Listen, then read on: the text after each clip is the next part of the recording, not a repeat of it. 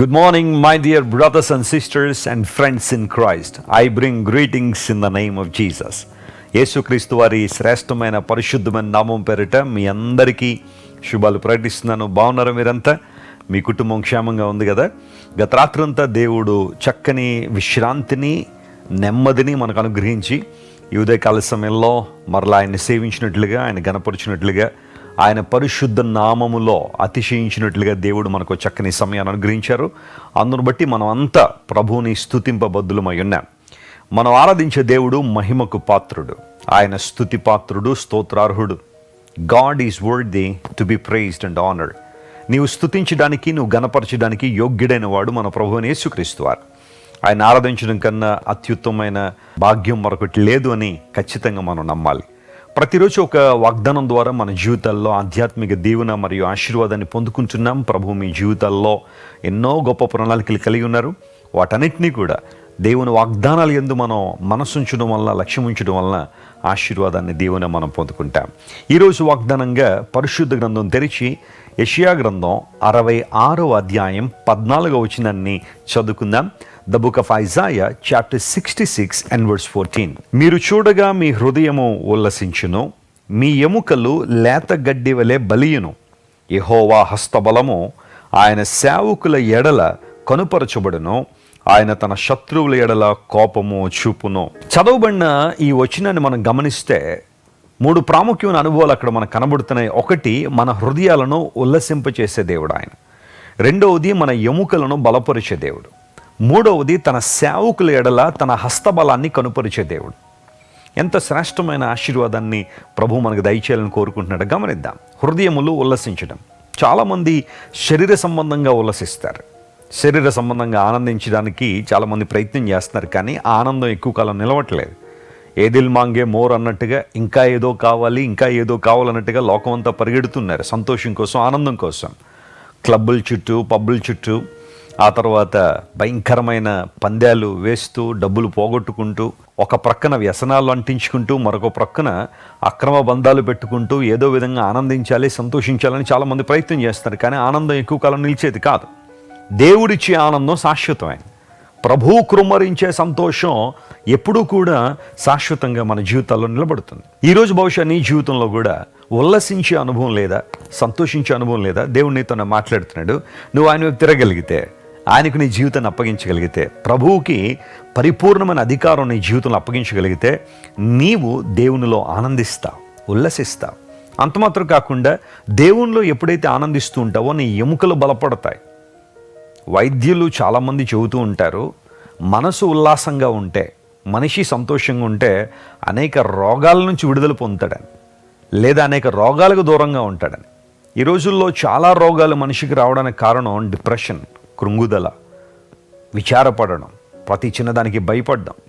అందును బట్టే రోగాలు మనిషిని ఛిద్రం చేసేస్తున్నాయి. మనసు ఆనందంగా ఉన్నప్పుడు, ఆత్మ ఆనందంగా ఉన్నప్పుడు శరీరం కూడా ఆరోగ్యంగానే ఉంటుంది. దేవుడు అదే అంటున్నాడు, నీ హృదయం ఉల్లసించిన తర్వాత నీ ఎముకలు బలపడతాయి, లేత గడ్డి వలె అవి బలియును అనే మాట అక్కడ రాశాడు. దేవుడు మనకు ఆరోగ్యాన్ని ఇచ్చేవాడు. డాక్టర్లు, ఆ తర్వాత మెడికల్ ప్రాక్టీషనర్స్ కానీ ఇలాంటి వాళ్ళందరూ కూడా ట్రీట్మెంట్ చేస్తున్నారు. కానీ స్వస్థత ఇచ్చేవాడు దేవుడు, ఆరోగ్యం ఇచ్చేవాడు ఆయన. ఆయన రెక్కలు మీకు ఆరోగ్యం కలుగు చేస్తాయని మలాకీ గ్రంథంలో మనం చూస్తాం. దేవుని రెక్కల క్రింద ఎవరైతే నివసిస్తున్నారో, ఆయన రెక్కల క్రింద ఎవరైతే శరణుజొచ్చుతున్నారో, దేవుడు వారికి మంచి ఆరోగ్యాన్ని ఇస్తున్నాడు. చివరిగా మనం చదువుకున్న ఆ వాక్య భాగంలో యెహోవా హస్తబలము ఆయన సేవకుల ఎడల కనుపరచబడుతుంది. ఆమేన్. ఈ వాగ్దానం ఈరోజు మీ జీవితంలో చాలామంది జీవితంలో నెరవేర్చబడాలని నేను ప్రార్థన చేస్తున్నాను. ఒకవేళ ఎంతవరకు దేవుని యొక్క బలము, శక్తిని మేము అనుభవించలేదండి, ఆయన బలాన్ని మేము ఇంకా రుచి చూడలేదండి అని మీరు ఎవరైనా అంటూ ఉంటే, ఇదే సమయం మీరు దేవుని వైపు చూడగలిగితే, ఆయన సన్నిధిలో మోకాళ్ళు వేసి ప్రార్థన చేసి, ప్రభువా నీ శక్తి, బలం మా జీవితంలో కనుపరుచు ప్రభు అని ప్రార్థన చేయగలిగితే, అసాధ్యమైన వాటిని దేవుడు సాధ్యపరిచే దేవుడు. ఆయన హస్తబలము మీ జీవితాల్లో, మీ వ్యక్తిగత జీవితాల్లో, మీ కుటుంబ జీవితంలో, మీరు పనిచేసే చోట ఆయనకు సాక్షులుగా నిలబడు నిమిత్తం ఆయన తన బలాన్ని కనుపరచబోతున్నాడు. ఆమేన్. ఇశ్రాయేలు పట్ల దేవుడు చేస్తున్న కార్యాలను విని అనేక మంది ఆశ్చర్యపోయినట్టుగా లేఖనాల్లో మనం చూస్తాం.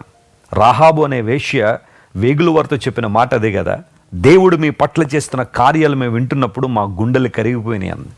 ఎస్, నీ చుట్టూ ఉన్న ప్రపంచం, నీ చుట్టూ ఉన్న ప్రజలు గుర్తిస్తారు నువ్వు దేవుని బిడ్డమని. దేవుడు నీ ద్వారా కదులుతున్నాడని, నీ ద్వారా అద్భుతాలు చేస్తున్నాడని, నీ ద్వారా ఆశ్చర్యకార్యాలు జరిగిస్తున్నాడని. ఆయన హస్తబలము నీ జీవితంలో కనుపరచబడాలన్నదే దేవునికి ఆలోచన. ఆల్రెడీ దేవుడు తన బలాన్ని, తన శక్తిని, తన జ్ఞానాన్ని సృష్టి ద్వారా ఆయన వ్యక్తీకరించారు. కానీ తన ప్రజల ద్వారా తన బలాన్ని లోకానికి చూపించాలని దేవునికి ఆలోచన. ప్రతిరోజు నేను దేవుని సన్నిధిలో ప్రార్థన చేసేది అదే, ప్రభువా మేము బలహీనులమే, కానీ నీవు బలపరిస్తే నీ కొరకు ఎన్ని గొప్ప కార్యాలను చేయడానికి సిద్ధంగా ఉన్నాం ప్రభు అని ప్రార్థన చేస్తాను.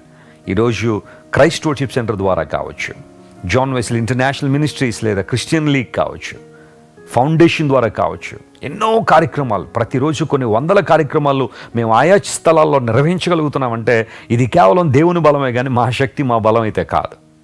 ఈరోజు దేవుడు నేను బలపరుస్తున్నాడు. ఆయన హస్తబలము నీ జీవితంలో కనుపరచబడబోతుంది. నమ్మిన వారు దేవుని స్తోత్రం చెప్పండి. హల్లెలూయా. రోగంతో కృంగి ఉన్నావా, పడిపోయి ఉన్నావా, సమస్య ద్వారా అధైర్యపడుతున్నావా, భయం వేస్తుందా, కలవరపడిపోతున్నావా, వాళ్ళు అదన్నారండి, వీళ్ళు ఇదన్నారండి, ఏదో అయిపోద్దటండి, వాళ్ళు ఇది చెప్పారండి, మా భవిష్యత్తు అలా ఉండబోతుందని ఏదో చెప్పారండి, చాలా భయం వేస్తుందండి. Don't worry about all those things. Be anxious for nothing. నువ్వు దేనికి కృంగిపోవాల్సిన అవసరం లేదు, చింతపడాల్సిన అవసరం లేదు. Look unto God. ఆయన నిన్ను బలపరిచేది. ఆయన హస్తబలం నీ జీవితంలో కనుపరచబడగలిగితే నీ శత్రువులందరూ కూడా, ఒక మాటలో చెప్పాలంటే, వారు ఓటమి పాలై దేవుడు నీకు విజయాన్ని ఇచ్చినప్పుడు వారు దేవుని శక్తిని వారు కూడా చూస్తారు.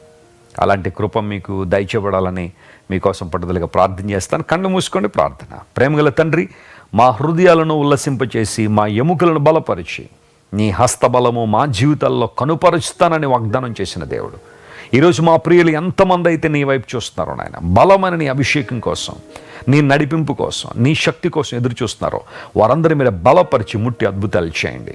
అనారోగ్యంతో ఉన్న వారికి స్వస్థత ఇవ్వండి, వేదనలో ఉన్న వారికి చేయూతనివ్వండి, లేవనెత్తండి. ప్రభు, ఆర్థికంగా చిరిగిపోయిన వారిని, ఆర్థిక సంబంధమైన ఇబ్బందులు ఉన్న వారిని మీరే కనికరించి బలపరిచి ఆశీర్వాదానికి పాత్రులుగా వారిని చేయమని కోరుకుంటూ, ఈ వాగ్దాన సందేశాన్ని వీక్షిస్తున్న ప్రతి ఒక్కరిని విశేషంగా మీరు దీవించి ఆశీర్వదించమని కోరుకుంటూ, యేసుక్రీస్తు నామం పేరిట అడిగి వేడుకొనిచున్నాం తండ్రి. Amen. God bless you dear friends. Have a wonderful day. మీరు ఇంతవరకు విన్న దైవ సందేశం మరియు దేవుని సేవకులు చేసిన ప్రార్థన మీకు ఆశీర్వాదకరముగా ఉన్నదని విశ్వసించుచున్నాము. ఈ సందేశాన్ని మీ స్నేహితులకు, బంధువులకు షేర్ చేయండి. మీకు ఏదైనా ప్రార్థన అవసరత ఉన్నచో మా ఫోన్ నంబర్లకు కాల్ చేయండి. దేవుడు మిమ్మల్ని ప్రేరేపిస్తే విశ్వాసంతో సాగుచున్న ఈ పరిచర్యను ప్రోత్సహించండి. మరిన్ని వర్తమానాలు, పాటలు వినుటకు జాన్ వెస్లీ మినిస్ట్రీస్ అను మా యూట్యూబ్ ఛానల్ను సబ్స్క్రైబ్ చేసుకొనండి. ప్రభువైన యేసుక్రీస్తు కృప మీకు తోడైండును గాక.